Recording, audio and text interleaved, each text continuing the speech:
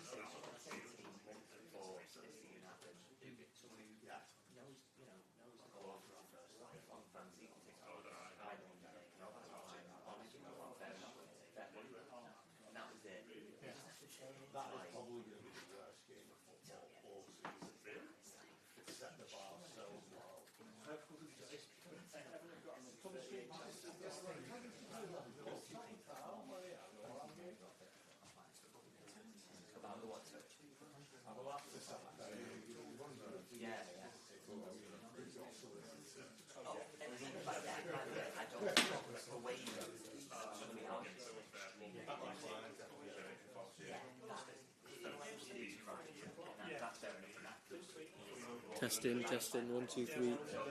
Testing. Testing, 1, 2.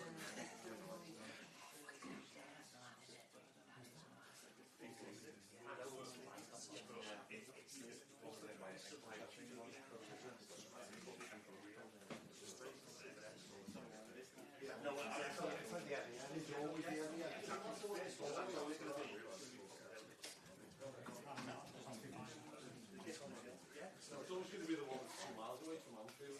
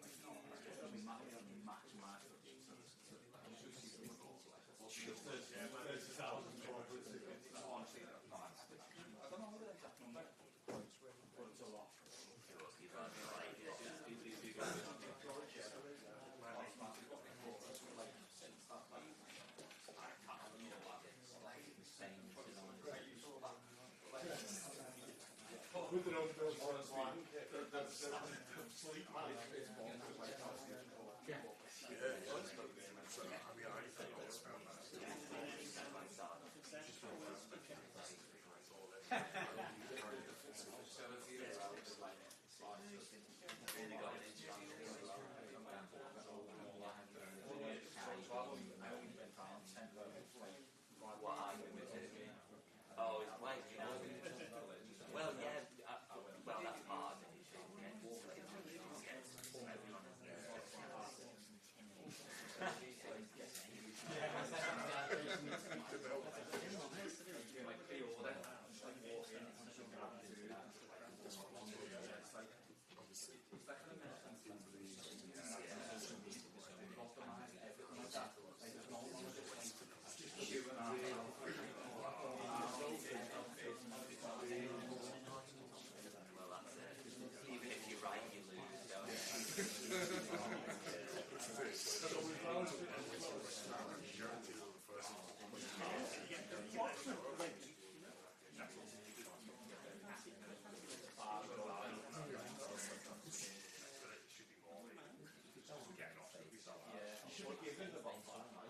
Yeah. You'll be sure when you get there, you'll be absolutely. I'm really looking forward to it. You know, I've heard two great things. I've seen you beat Devils when you get there. If it's well worth the city giving up his hands to the faces to that. Nobody can make them.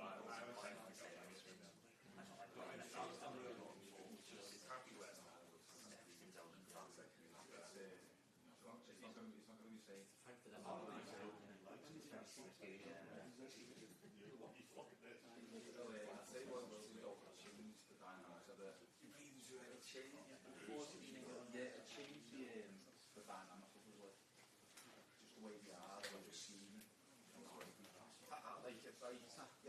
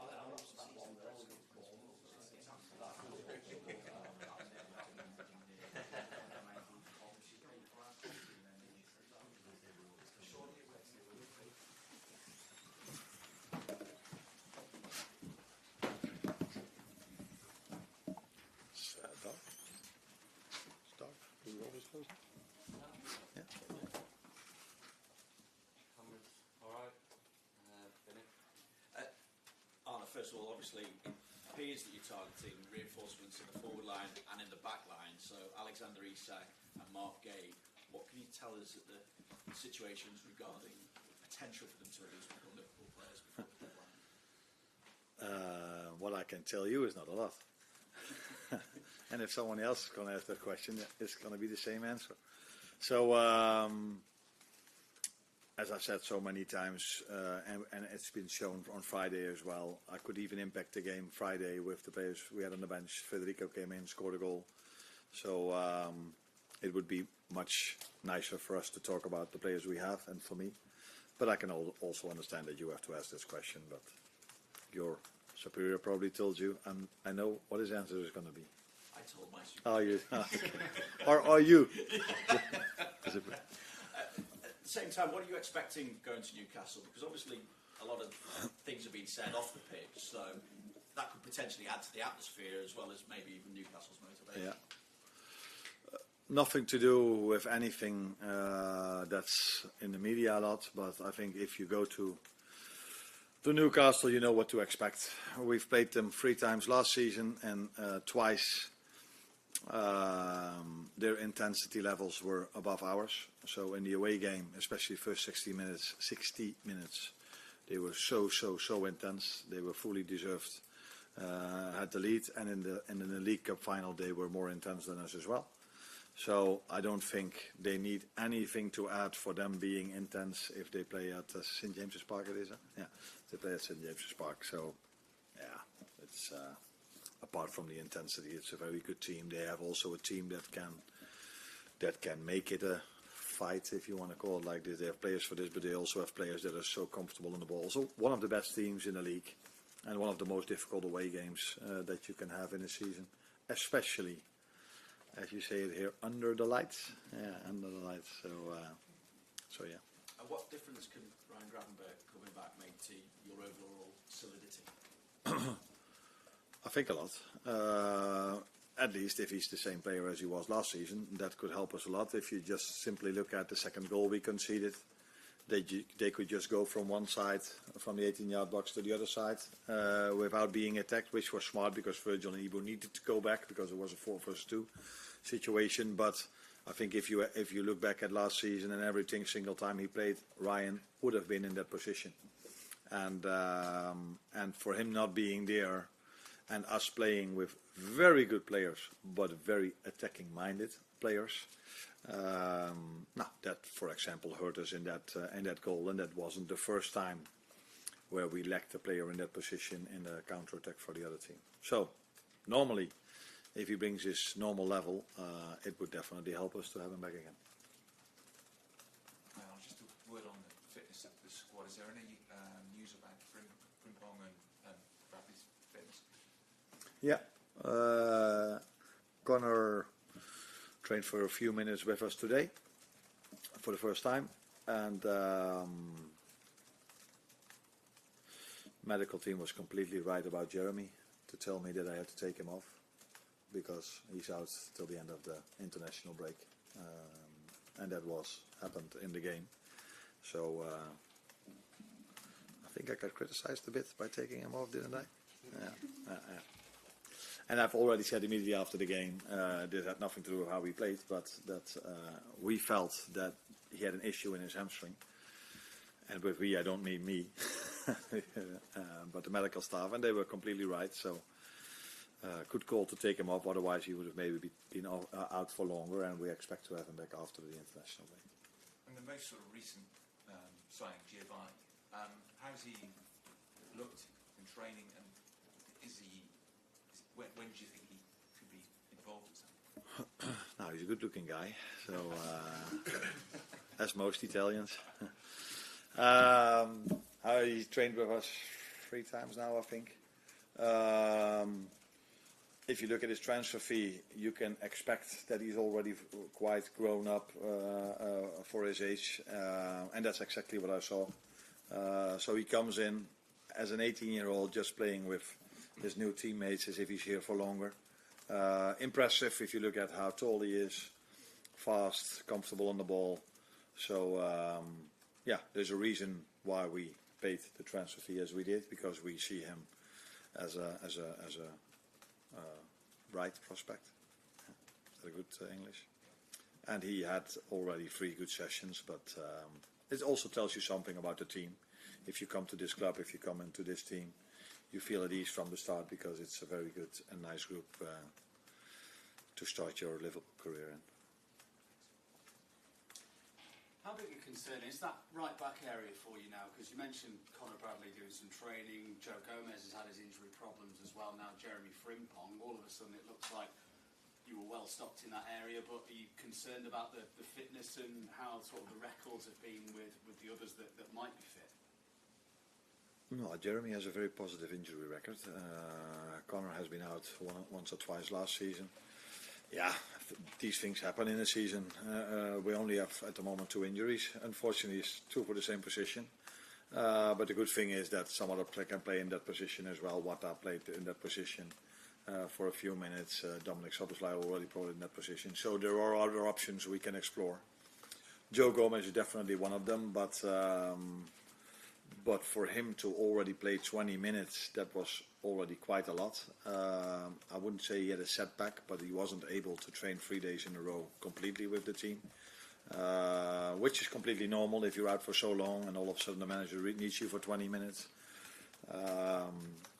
But he's training with the team, so let's see where he is on Monday, if he can be involved in the team or if he can even start.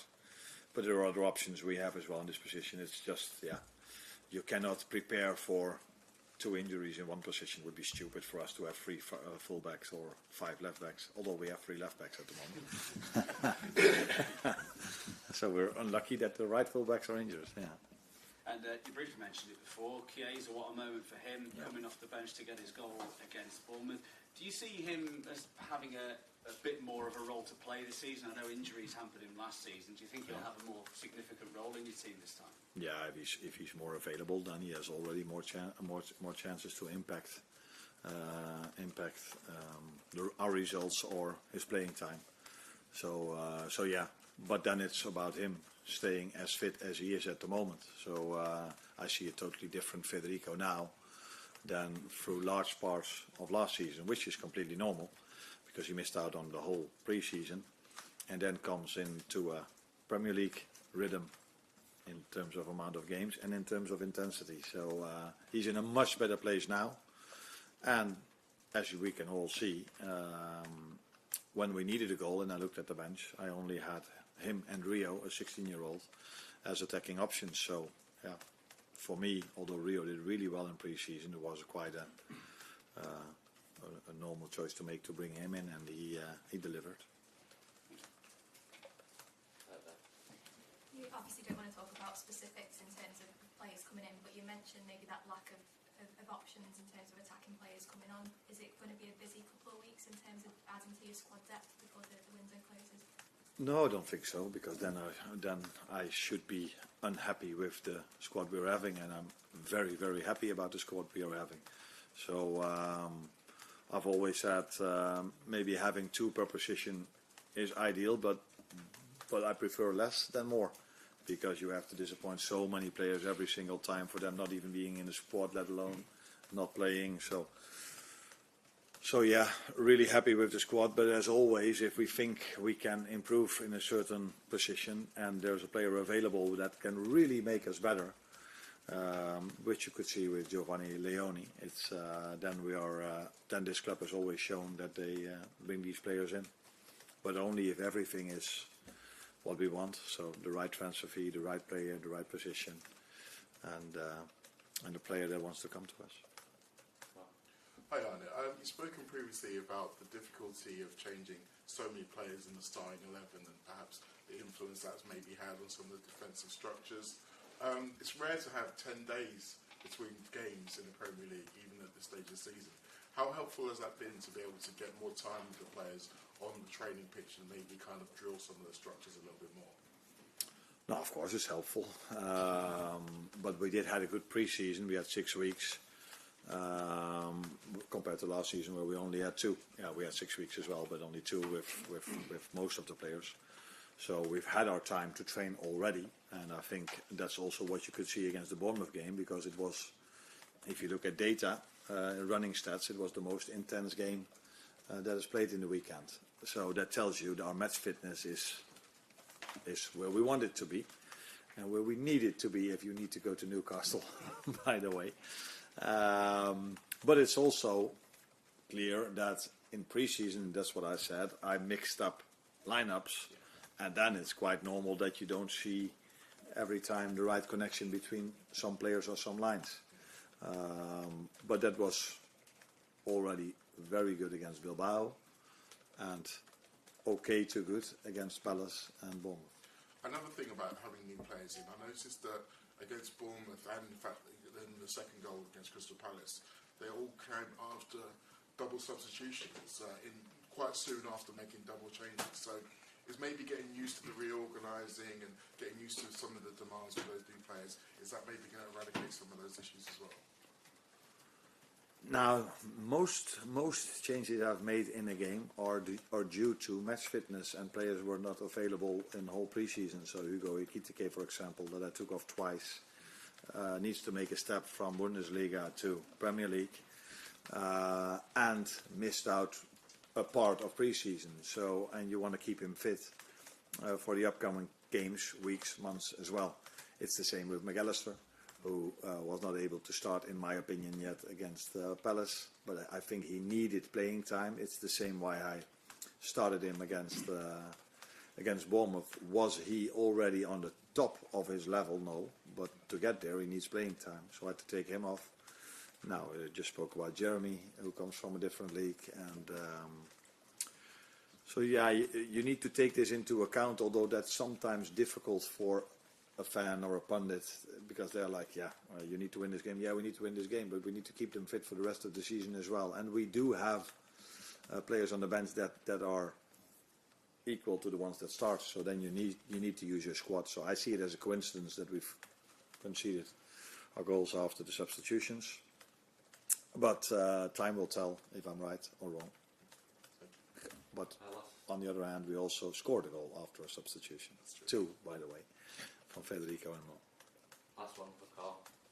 Hi, Arne. You've spoken about Newcastle and how difficult the atmosphere will be there, but as a club, they've got a few issues at the moment in terms of, they haven't got the transfers they probably wanted. Their star striker is missing. Does that make it easier for you in a way to go there, knowing that they've got a club with troubles? No, I don't think they're a club of troubles. They had a very good start of the season against Villa. Good game for them. I think they were able to get more out of the game than the 1 point they got. So it's not only difficult, or it's mainly difficult because of the players they are having there, not only because of the fans. But the atmosphere is great, like it is at Anfield. So we are used to a certain environment. But St James's Park is, if I just remember last season, where it was in an evening game, by the way, as well, the atmosphere was amazing, and it will be the same. But why is the atmosphere amazing? Because the players can perform. They can add to the atmosphere by being as intense as they were, bringing the quality as they brought in that game. So that's going to be the challenge. The challenge is of course also playing in a stadium where the fans will be there for the home team, and that always helps every home team. I can tell you about us. So the last 15 to 20 minutes at Anfield, it wasn't a coincidence that we scored twice, because the fans helped us in that moment of time. But if you only have fans and you don't have the players, then you can forget it. So the main thing we have to be ready for are their midfielders, their last line, their free forwards. And although I assume, I'm not sure, but I assume Isak is not playing, from what I read in the media. But they still have Anthony Gordon as a 9. They still have Elanga as a right winger, and Barnes from the left. And then Jacob Murphy isn't even playing, who was very good against us twice last season. So this is the Premier League. We all have a lot of options, and Newcastle have them as well. Just finally for me then. You won your first game 4-2. It was a great night. Were you surprised by some of the criticism you got after that game? Did I? What was it? Just in terms of, sort of maybe the way your side approached it. There was people saying you're too open, you're more open than last season. Or is that just the high bar that you set, that the team set itself as champions? Of course, that has something to do with the bar we set. And I agree, we were at moments too open. First goal was, I think, mainly unlucky. That we lost the ball in a position we shouldn't lose it, and then we were 3 against 3, which is normally not a problem, but we had a disadvantage to our opponents, Ibu and Robbo. Second goal is definitely being too open. So if all your 3 midfielders are inside the box, well, we're just talking about Ryan, that's too open. So I agree on that. But also the reason why we scored the 3-2, that it was one of our midfielders, Curtis Jones, arrived in the box, what made it difficult for the goalkeeper. Ball fell to Federico. So it's also who we are, but we need to find the right balance by not being too open. But that balance will be better with Ryan. Unfortunately, if you want to judge me or us, we now have to play Newcastle and Arsenal, who are normally teams that are going to be above Bournemouth in the league. So it's even harder to play against them. But with Maka being back, with Ryan in his normal position,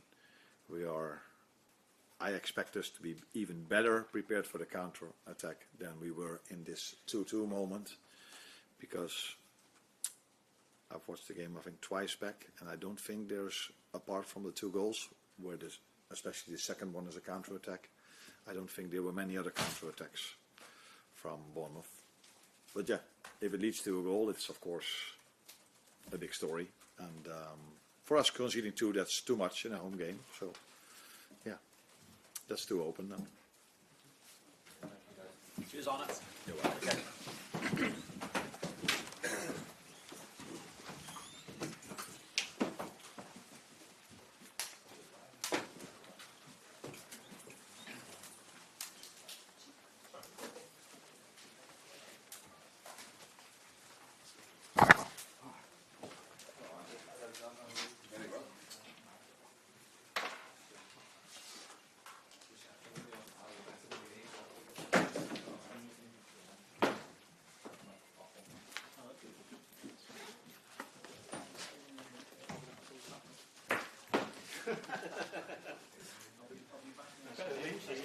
He's on the floor.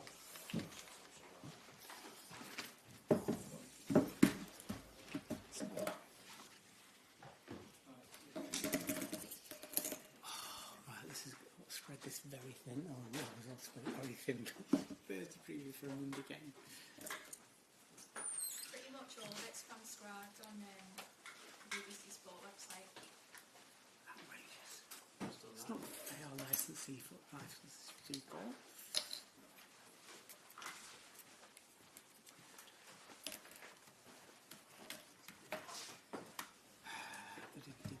What are you thinking?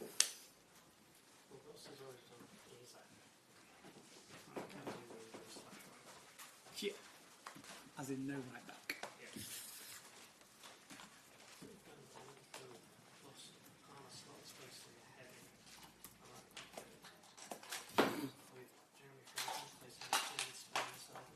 You're in the intro.